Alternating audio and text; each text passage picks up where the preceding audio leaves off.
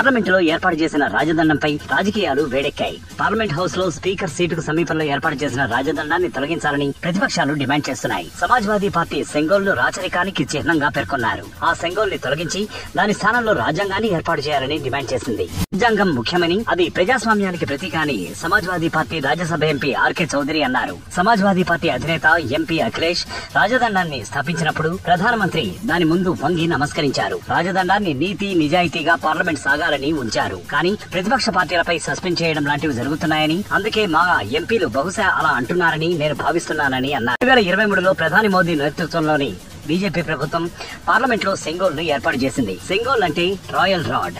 దీనికి రాజదండమని అర్థం. బ్రిటిష్ వారి పరిపాలన పూర్తయ్యాక వారి పాలన ముగిసిందని, అప్పటి ప్రధాని నెహ్రూకు రాజదండాన్ని ఇచ్చి మీరే పరిపాలించుకోవాలని చెప్పింది. ఇది పూర్వం రాజుల కాలంలో ఇలా చేతులు మారుతూ ఉండేది.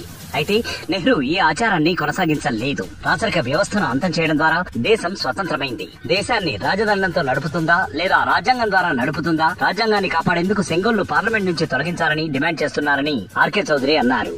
సెంగోల్ అంశంపై సమాజ్వాదీ పార్టీకి కాంగ్రెస్ పార్టీ మద్దతు ఇచ్చింది. సెంగోల్ పై ఎస్పీ డిమాండ్ లో తప్పు లేదని ఆ పార్టీ పేర్కొంది. బీజేపీ తన ఇష్టానుసారం సెంగోల్ ను విధించిందని, ఎస్పీ డిమాండ్ లో తప్పు లేదని, బీజేపీ ఏకపక్షంగా సభలో వ్యవహరిస్తోందని కాంగ్రెస్ ఎంపీ రేణుకా చౌదరి అన్నారు. సెంగోల్ అంశంపై ఆర్జేడీ నాయకురాలు మెసాభారతి మాట్లాడుతూ సెంగోల్ ని తొలగించాలని, ఇది ప్రజాస్వామ్య దేశమని, ఇది రాచరిక పాలన కాదని అన్నారు.